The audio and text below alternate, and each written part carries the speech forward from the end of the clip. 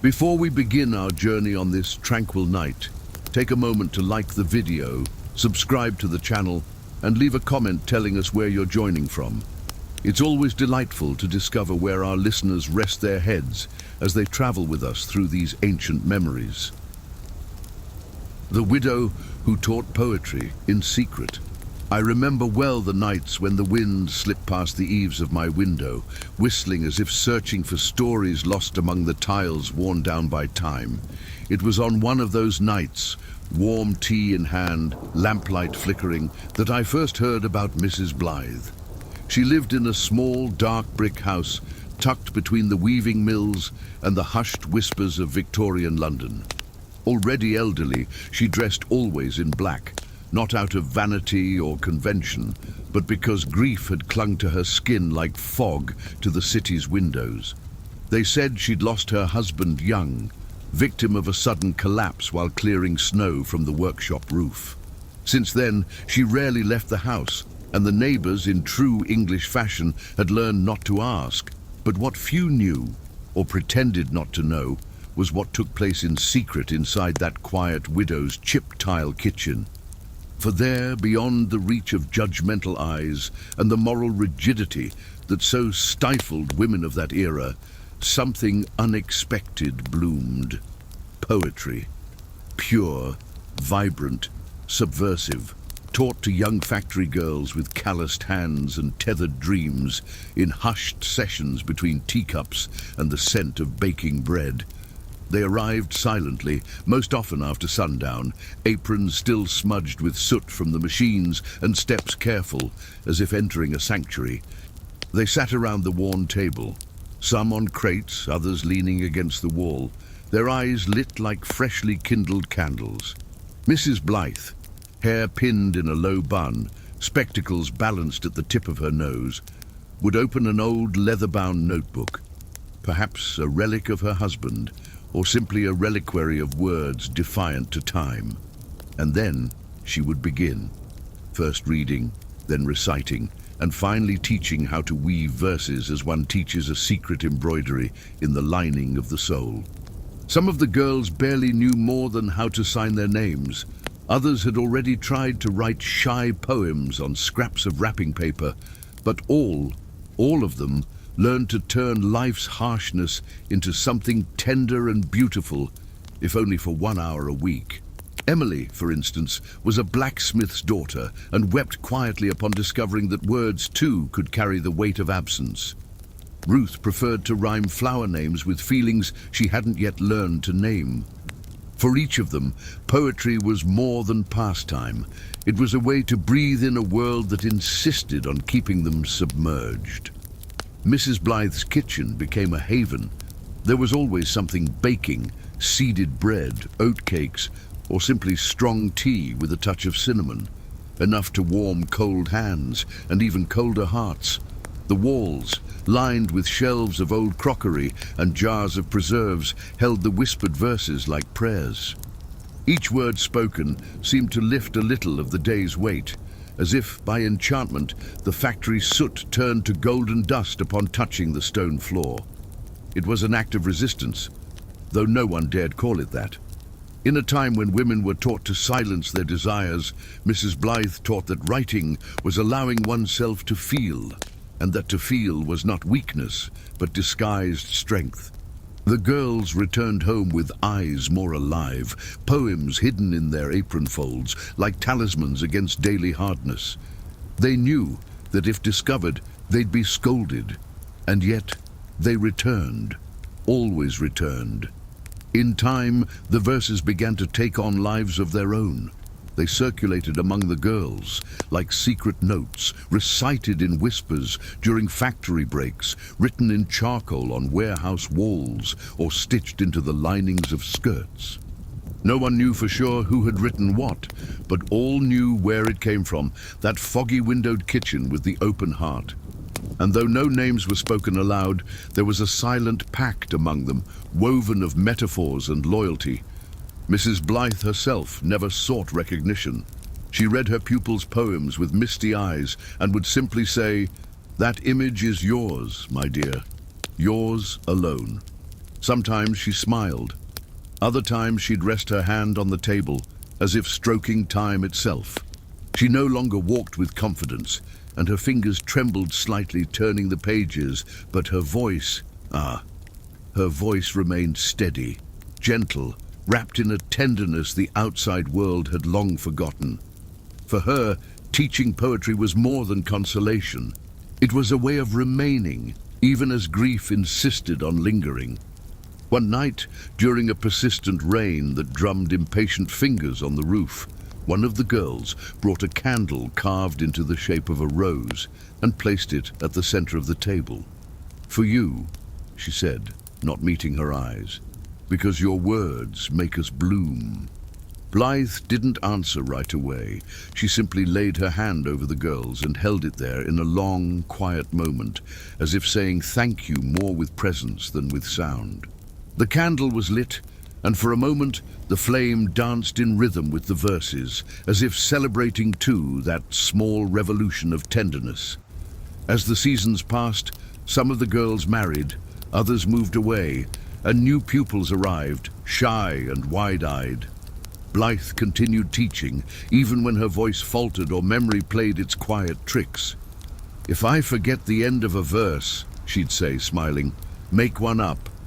Poetry always forgives us." And so, between silences and stanzas, she shaped not just poets, but whole women, capable of seeing beauty where once there was only toil and ash. The last time I saw her, it was already spring. Shy flowers had begun to bloom between the cobblestones, and the sky, though still pale, held the promise of blue. Blythe was sitting near the window, a shawl over her shoulders and a notebook in her lap. She was reading softly, not to teach, but to herself. Her hands, now as fragile as rice paper, still knew the path of words. When she saw me, she smiled and said, "Last night, I dreamed of him. We were dancing in a field of violets, and he asked me for a poem. I didn't need to ask who he was." The following week, the little house fell silent. The windows remained shut, the kettle didn't whistle, and no young girl crossed the back door. But on Sunday, atop the stone table in the kitchen, they found the notebook. In it, a final poem, written in a trembling hand and with serene beauty. It was a farewell shaped like gratitude, not only to the husband she had lost, but to the words that had kept her company until the very end. Today, they say that those who pass by that narrow lane on calm, windy nights might hear whispers of verses coming from the wall. And perhaps, just perhaps, it is Blythe, reading to the stars, what it was like to run a Victorian boarding house. It was always at dawn that the house seemed to sigh first. Even before the milkman left his bottle on the doorstep or the coal creaked in the hearth, you could already hear the soft groan of the stairs, the restrained breathing of old walls, and the whisper of the kettle beginning to consider boiling. I would rise early, more out of necessity than desire, my eyes still heavy from the day before, yet already aware of all that needed doing. Mr. Cowell's basin needed hot water. Miss Barnaby wouldn't take her tea unless it was dark as pitch.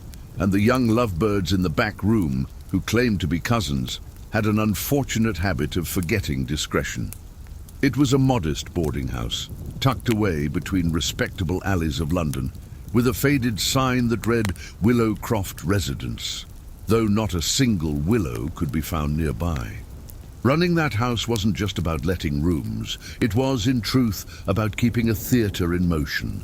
Each guest brought their own roles, their curtains of secrecy, their impeccable costumes, and it was my job to make sure the show went on, without scandal, without broken plates or misplaced letters. Appearances had to be preserved after all. In those days, appearance was everything. The walls might be stained with damp, the wallpaper forever threatening to peel, but as long as the pictures were clean, the smiles discreet, and the sheets scented faintly with lavender, all seemed proper, even respectable. And that was what mattered. There was always something going on, and almost never of the kind one speaks aloud. Miss Barnaby, for instance, claimed to be a bridal seamstress, though she spent most of her time writing long letters she promptly burned. Mr. Cowell, who said he'd been an accountant in Bristol, wore suits far too fine for someone 3 weeks behind on rent. And then there were the nighttime sounds. A creak here, a sigh there, footsteps that didn't match the number of officially registered guests. But I didn't ask. I'd learned early that in a good boarding house, too many questions are like open windows on foggy nights. They only let the cold in. Mornings began with the clinking of porcelain and the comforting smell of toasted bread. I tended to everything with steady hands and an apron always a little damp from steam.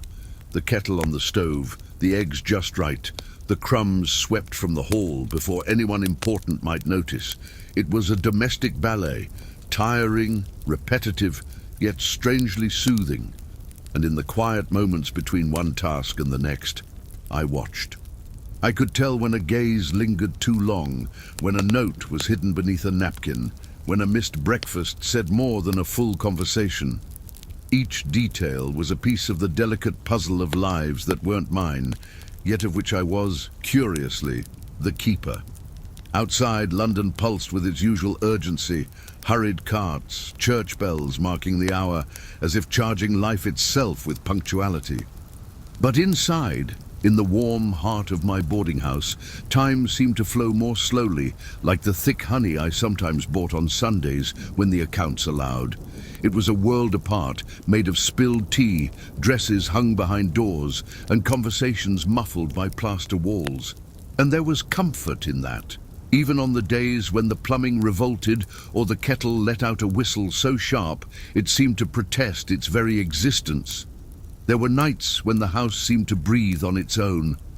The darkened hallway came alive with the rustle of skirts, the creak of floorboards beneath cautious steps. Sometimes I'd hear the clock strike midnight and feel someone ascending the stairs. Other times, I'd find a flower left quietly on the sideboard, no note, no explanation. I didn't ask. It was part of the unspoken pact between me and my guests. I offer shelter, discretion, and hot tea. In return, I receive secrets wrapped in silence and coins always just slightly counted. Routine brought with it a strange peace. The tasks, washing, sweeping, mending, receiving, were like a prayer repeated daily without haste or pause. The sound of the water bucket sliding across the floor, the hollow clink of keys on the ring, the gentle crackle of wood as the stove began to warm. These were the bells of my own quiet monastery. I had taken no vows, wore no habit, yet there was devotion in what I did. Because keeping a house running, in a world that unraveled at the slightest breach of etiquette, was near miraculous. And not all was shadow. Sometimes, when the sun dared shine through the front window, I allowed myself a moment at the table, hands still damp from soap, watching dust motes dance in the light like tiny memories. In those moments, I'd think of the life I might have had. A shop, perhaps, or a husband who hadn't disappeared with the furniture and my hope. But those thoughts passed like the steam from the kettle. They rose, they warmed, and then drifted away. The life I had was this, and it was enough. Because every guest who knocked on my door, with modest suitcases and furtive eyes, brought with them a reminder that the world outside was vast and unpredictable. And still, they chose the refuge of my home. Winters were the hardest. The cold seeped through the cracks in the windows, even when the heavy curtains tried their best to serve both as insulation and decor. I'd rise before light the stove with stiff fingers, and hope the warmth reached the halls before the guests awoke, because nothing threatened a boarding house's reputation more than complaints about drafts or damp shoes. On such mornings, the kettle was my beacon, and the smell of bread in the oven my small triumph against discouragement. But there was beauty even in those frozen days. Once, I found Miss Barnaby standing by the window, her face softened by the fogged glass, murmuring verses to herself. On another occasion, Mr. Cowell, ever so stern, quietly left a few extra coins on the sideboard, wrapped in a tobacco-scented handkerchief. Small gestures, almost invisible, but revealing tenderness hidden beneath layers of reserve and decorum. And in those brief moments, between the clink of teacups and the crackle of firewood, I remembered each guest was an entire world trying to maintain its composure, and I, in some way, was its silent guardian. Sometimes, after the house had finally quieted, I would linger in the hallway, extinguishing the lamps one by one. I liked that moment, the muffled sound of my footsteps, the faint scent of melting wax, the old creak of the wood beneath my feet. It was as if the house, free at last from whispers and laughter, breathed with me, and in that brief interval between the snuffing of the last light and the weight of sleep, I felt that everything, somehow, was in balance. There were dishes left unwashed, bills to pay, and windows that insisted on leaking, but there was also warmth, order, and a delicate hope that tomorrow would bring new guests, new stories. Once, a young couple arrived on a rainy night, soaked through and nearly breathless. They had no reservation, just a crumpled envelope with my boarding house's name handwritten on it and an urgent plea in their eyes. I offered the little room in the back, modest but dry, and brewed them tea with a bit more honey than usual. They stayed only a few days, disappearing as quietly as they had arrived. But weeks later, I found tucked between the pages of a forgotten book on the hallway shelf a faded photograph of two smiling faces, and on the back, scrawled in hurried handwriting, "Thank you for giving us a home when the world felt too cold." I kept the photo, and for some reason I never managed to return that book to the shelf. In time, I realized that running that boarding house was less about made beds or served meals, and more about offering a truce, a brief but true pause for those fleeing haste, loneliness, or memories too heavy to carry alone. It was a kind of silent listening, made of kettles placed at the right moment, pillowcases changed without fanfare, and silences respected over breakfast. Sometimes guests left without a goodbye. Other times, they left flowers in a glass or letters I wouldn't read until many months later. But all of them, without exception, left something, as if the house absorbed their footsteps, their hopes, their unspoken sorrows. And I, too, left pieces of myself there, in an embroidery begun and never finished, in a recipe scribbled tenderly at the foot of a page, in the smudged handprint on the pantry wall. The house and I, over time, seemed to breathe together, she with her soft creaks and discreet drafts, I with my quiet sighs between chores. It wasn't a grand life, but it was full of detail, of whispered voices, of glances that spoke more than words, and in that meticulous, silently affectionate routine there was a kind of love, modest, invisible, but steady, like all things that truly matter. Today, when I think back on those days, the steam-filled mornings, the long nights scented with tea and aging paper, I don't miss the chores. I miss the invisible company, the constant presence of lives briefly woven into mine. It's strange. The house seemed to hold traces of those encounters with almost sacred care. I can still recall the sound of laughter from the kitchen, the hesitant knocks at my door asking for extra blankets, the light steps of Miss Barnaby when she thought no one heard her climb the stairs. Each sound, each gesture, was a thread stitched into the tapestry of days that now warms me more than any fire ever could. And so, as you drift off on this quiet night, perhaps you'll realize that even in modest homes and quiet lives, there is a kind of greatness that defies time.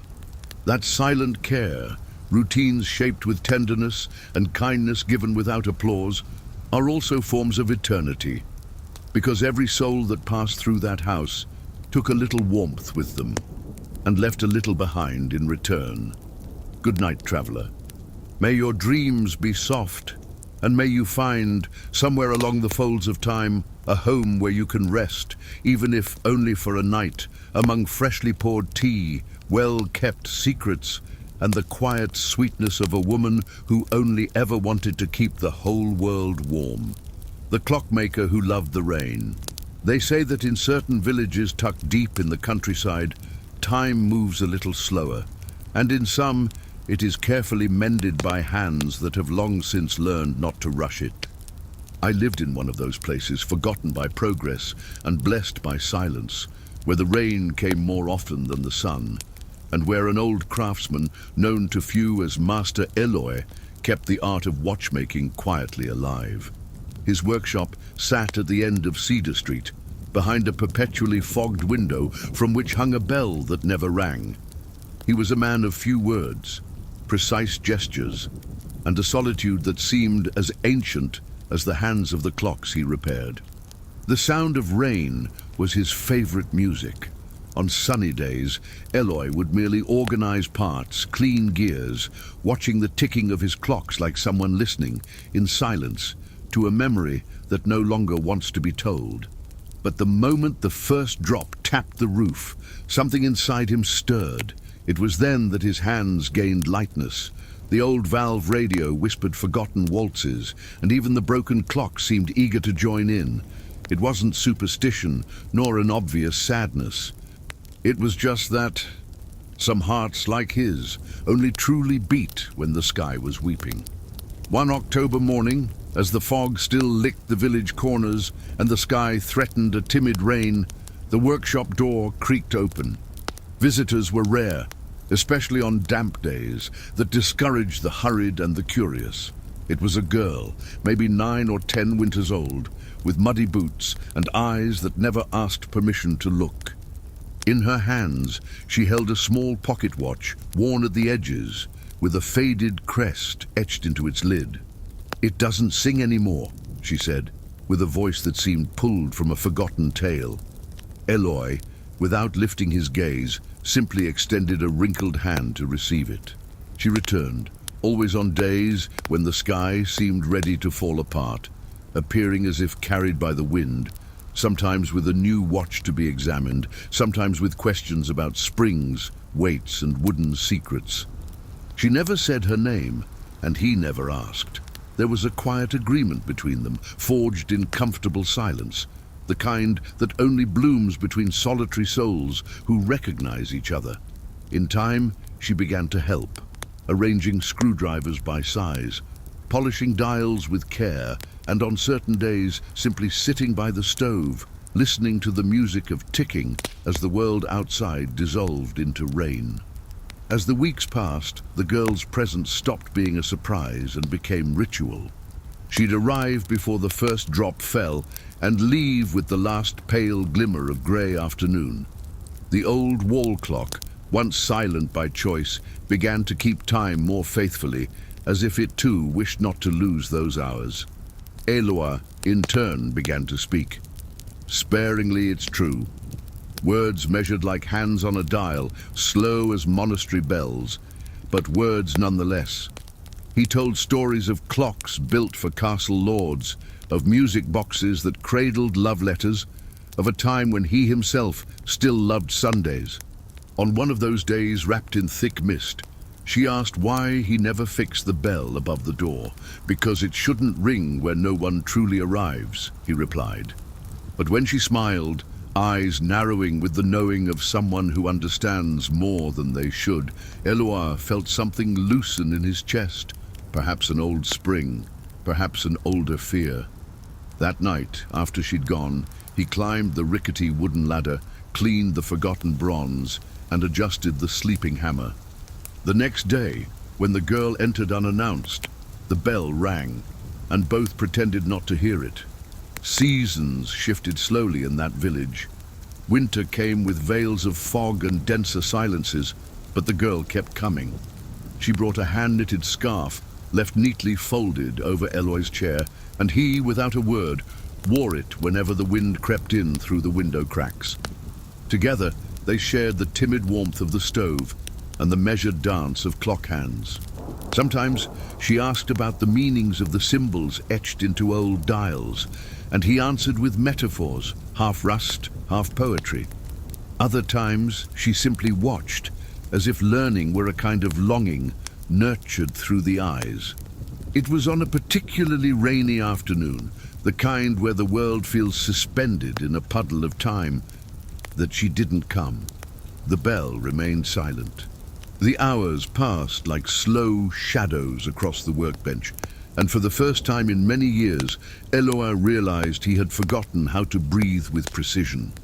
The next day, she didn't come either, nor the day after. The workshop fell silent. The clocks, though still punctual, seemed to hesitate, and the old watchmaker, who had so often lived sheltered in repetition, discovered that emptiness has a sound, and that it echoes in the quiet spaces between seconds. On the fourth day, the sound of the bell finally broke the silence. Faint, hesitant, like a sigh from forgotten metal. It wasn't her. A man, cloaked in a rain-soaked overcoat, stepped in with uncertain strides, holding the same pocket watch the girl had brought months before. "It belonged to my father," he said, in the low voice of someone eager to leave. "My daughter liked bringing it here. She used to say only you could make it sing." Eloy examined the object with care. He recognized the tiny crack in the lid, the spring that always went out of tune, the dulled shine left by the gentle touch of small fingers. He nodded silently, asked no questions. That night, he didn't turn on the radio. He didn't need music. The sky had its own. Rain fell with gusto, drumming on the roof like impatient fingers, and Eloy worked. With the care of a gardener pruning memories, he took the piece apart, cleaned each gear with fine cloth and gentle breath, like someone caressing a farewell. When he finished, he placed the watch on the bench and waited. For a moment, everything held still. Then, soft and round as a footstep on old wood, the ticking returned. Not as it had been, but as a quiet promise. That time, even broken, still remembers how to move forward. In the days that followed, the workshop remained open, even when the skies cleared. The restored bell announced each visitor with a brief, almost timid chime. Children began to appear, bringing toy watches, bicycle bells, tiny music boxes inherited from grandparents no one quite remembered. Eloy welcomed them with his usual silence, but his eyes, no longer carried the same weight. There was a thread of light there, faint as the first crack of dawn, hiding between wrinkles and silver lashes. He spoke more now, telling stories of gears that wept, of springs that knew how to keep secrets, and of clock hands that sometimes turned the other way, by choice. And every time the rain returned, he welcomed it with the door ajar, like one awaiting an old friend. He'd prepare an extra chair near the stove, leave the radio tuned to forgotten waltzes, and carefully adjust the old wall clock. He never knew the girl's name, never tried to. But on each rainy afternoon, at the sound of the first drop on the roof, Eloy would smile just a little, because some hearts like his only truly work when the sky is crying.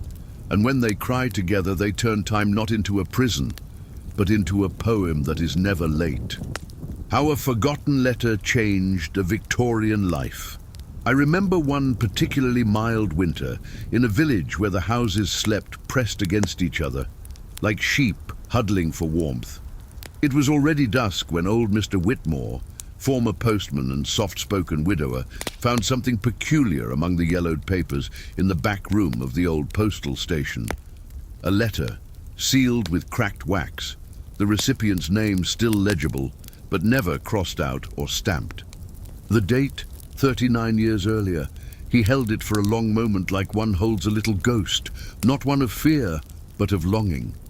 And it was there, among the silence of aged wood and the persistent scent of old paper, that the most absurd and sweetest idea he'd had in decades bloomed in his chest to deliver that letter, even if late, even if no one expected it anymore.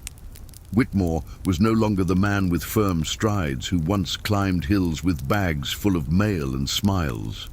Now his knees creaked like the hinges on his old front door, and his shoes knew more of rugs than of sidewalks. Still, the next morning, he polished his old leather satchel with patience and reverence, as if preparing for a forgotten ritual. Inside it rested the letter. The paper, dry from time, seemed to sigh, grateful to be remembered. And with a frayed scarf around his neck and a flask of warm tea in his coat pocket, he set off, with no clear route, just an address and a quiet wish to set right a small mistake from the past. His path took him through sleepy villages and across fields where winter had begun creeping along the edges of the leaves. At every stop, he warmed his fingers and chatted with strangers, as though every story he heard was a missing piece of a puzzle he hadn't yet realized he was putting together. Some people smiled at the stitched Royal Mail emblem on his satchel, as if a kind ghost had come to visit their own memories. Others simply offered tea and silence. And so, day after day, the old postman crossed roads, collecting more than just clues. He was gathering time. It was on a grey afternoon, the kind where the sky seems to press down on your shoulders, that Whitmore found the recipient's house. A small stone cottage, its windows clouded by time, with a garden long since surrendered to weeds. He knocked gently, his heart caught between expectation and doubt.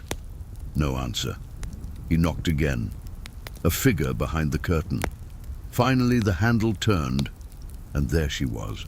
A woman with hair as white as the steam escaping the kettle behind her. Her eyes, small and sharp, took a moment to register him, not as someone familiar, but as something improbable. He introduced himself, voice hoarse, and explained why he had come. When he handed her the letter, her hands trembled. She said nothing. She just held the envelope, as one holds a photograph of someone still loved. They sat together in the living room, surrounded by furniture paused in time and a wall clock that insisted on continuing. Tea was served in chipped cups, the silence filled with steady breathing. The woman, Mrs. Ellis he would later learn, took her time before opening the letter. She read in silence, then read it again. Her eyes, misted over, shed gentle tears, as though the past had finally found a place to rest. The letter had been written by a fiancé who had gone off to war and never returned. Words of love, of promise, of a return that never happened. "I waited for him," she said in a near whisper, "for years. Then I learned to wait in silence." Whitmore didn't reply.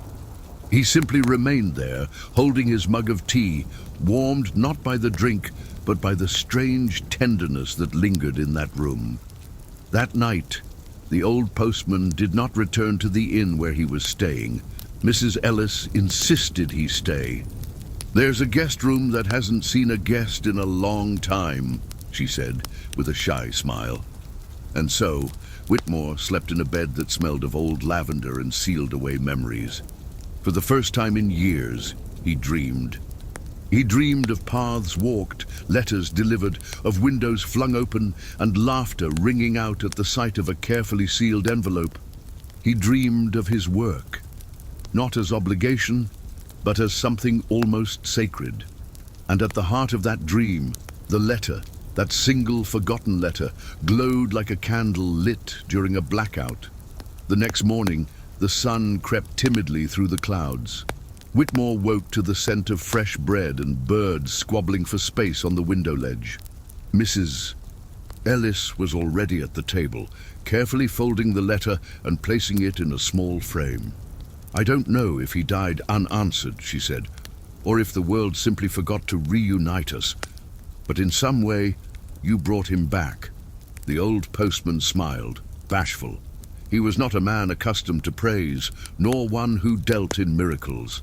He had simply done what he knew, delivered a message, even if decades too late. In the days that followed, Whitmore postponed his return more times than he could justify. Each morning, he promised himself he'd leave after tea, after lunch, once the rain lets up. And each evening, there he was again, sitting by the fire with Mrs. Ellis, listening to stories of a dancing youth, of letters written and never sent, of seasons that passed without a knock on the door.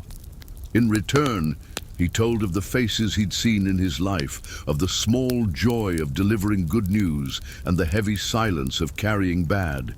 And sometimes, without either of them saying it, they simply sat, sharing time, the way one might share a blanket on a cold night. When he finally decided to leave, it was on a clear day, the sky washed blue by days of rain. Mrs. Ellis packed him a bundle with bread, cheese, and a slice of barley cake. At the door, as they said goodbye, she placed something in his hand, a letter. In case you find someone in need of words, perhaps this one will do. He didn't read it. He simply tucked it into the inner pocket of his coat, like a talisman. And then, with slow steps, he made his way back home, his heart lighter, his soul warmed by something he didn't know how to name. Because sometimes a small detour, a lost letter, an unexpected journey, is all we need to discover a new destination. The librarian who fell in love with silence. In the most forgotten wing of a Victorian library, there was a room where time seemed to rest alongside the books. It was a place of gentle shadows, where dust danced in beams of light as if each particle held an untold story. And at the center of that welcoming silence sat Miss Elsbeth, a librarian of measured gestures and ever-watchful eyes, not just upon the shelves, but on the silences between words. Patrons rarely mentioned her aloud, yet they knew where to find her when they needed something they couldn't quite name. She was more than a keeper of books. She was the quiet presence that made the library a refuge.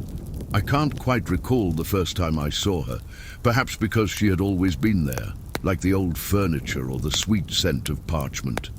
Her clothes were always in soft tones, moss greens, gentle greys, and her shoes never made a sound. What captivated me most, however, was the way she listened, not with her ears, but with her whole body, as if she offered space for the other person to breathe. Sometimes, between returns and renewals, someone would leave her a note, a pressed flower, or a poorly written poem. She never commented, only smiled with her eyes, and days later returned a book that somehow held the exact answer.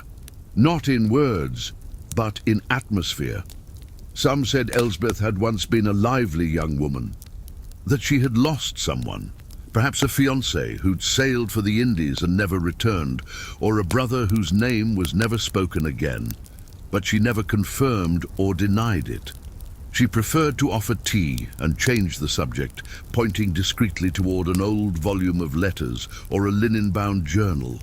There was a quiet sweetness to her routine. Each morning began with the ritual opening of the tall windows, allowing the breeze to gently ruffle the pages of the older books. And each evening ended with a silent wave to the last visitor, as if she were blessing the thoughts they would carry with them. What few people knew was that, during the hours when the library seemed empty, Elsbeth wandered between the shelves with an embroidered notebook. In it, she jotted down phrases overheard in passing, murmurs between readers, whispered confessions in the reading corner, the sound of a sudden, brief laugh. It was her way of collecting untold stories, the ones that never made it into printed pages. Sometimes she clipped words from old newspapers and pasted them into clumsy verses. Other times she left undelivered letters hidden in the least read books, hoping a distracted reader might one day discover them. Her life was both invisible and deep, a delicate thread woven between the silences of others. One particularly quiet winter, a young man began visiting the library each day, always at the same time. He never asked for help, never checked out books, only wandered slowly among the shelves, as if searching for something he could not name. Elsbeth watched from afar, as she did with everyone, but there was something in the way he touched the spines, as if trying to wake the books from a deep sleep, that made her take special note of his comings and goings. He seemed to hear silence the way she did, not as the absence of sound, but as a secret language. It was on a golden afternoon, when the light fell in slanted beams across the wooden floor, that he finally approached. In his hands, he held a book of poetry she herself had restored months earlier. "This book bears the marks of someone who once loved it," he said, his voice as soft as the turning of a page. Elsbeth only smiled, feeling a slight flush rise to her cheeks. For a moment, time stood still. There were no grand gestures, no promises, only two gazes meeting in the space between words, between what is said and what is kept. And there, between dust and paper, something rare was born, an affection woven entirely from shared silence. After that day, their encounters became part of the library's invisible ritual. He arrived at the same time, and she, without ever arranging it, would already be waiting, with a quiet stack of selected books. Some bore notes in the margins, others had pressed bay leaves marking certain pages. Neither said much, but they didn't need to. There was between them a gentle understanding, like a thread of music only they could hear. Sometimes they shared the same bench beneath the skylight, reading in silence. Other times just a slight nod or a lifted glance was enough to make the day worthwhile. She began to notice little details that had once escaped her, the way he furrowed his brow at sad passages, or how he folded his handkerchief into the same pocket with precise care. He, in turn, seemed to know how to find her even when she was tucked among old maps or immersed in forgotten loan records. It was as if they had created a language of gestures, shared breaths, pauses that spoke more than any conversation. The silence between them was no longer empty. It was full of soft promises, stories in the making, a tenderness that drifted like golden dust in the library's still air. It was on a day of fine rain, as drops gently tapped the windows, that he left a folded note inside the pages of a century-old atlas. Elsbeth found it while shelving geography books, like stumbling across a memory written for another time. The paper was worn at the edges, and the handwriting tilted as if the words had been written with a heart tilted too. It read only, "If silence is truly your favorite language, perhaps you'll allow me to share a few hours of it. On the bench by the window tomorrow at dusk." No signature, no urgency, only the delicacy of someone who knows that the deepest feelings never shout. The next morning, Elsbeth worked as usual, reviewing catalogues, dusting spines, repairing a collection of short stories that insisted on coming unstitched. But there was something in her breath that betrayed her, a new lightness, as if every task was accompanied by a song only she could hear. When the tower clock struck 4, its chimes muffled by the rain, she walked to the bench by the window. He was already there, a closed book in his lap, gaze lost in the misted glass. They said nothing. They simply sat side by side, their shoulders almost touching, while the world outside went on unaware. And in that suspended hour, made only of presence, a story was born. One with no pages, readable only in the gentle rhythm of two hearts that had learned to love in silence. The days that followed unfolded peacefully, as all stories involving books, rain, and glances that need no explanation should. There were no declarations, no promises, only the quiet constancy of two souls that had recognized each other. The library remained the same to the eyes of the world, with its dusty corners and shelves full of secrets. But to Elsbeth, everything there now whispered differently. The sound of turning pages seemed lighter, as if even the books themselves had sighed in relief at seeing her smile with her eyes more often. And when he was absent for some reason, he left behind small traces of his memory, a flower tucked between pages, a passage underlined with intention, or a handmade bookmark with clumsy, tender lines. Time passed, as it always does, but it took nothing from what had been true. Some readers noticed something different about the librarian, a faint glow, an even more serene presence. Others simply kept getting lost among books, never guessing that there, between shelves and shadows, lived a story that would never be published. but still deserved to be remembered. Elsbeth grew old among her silent companions, and even when her hands began to tremble and her eyes grew tired, she still walked the aisles as one dances with memory.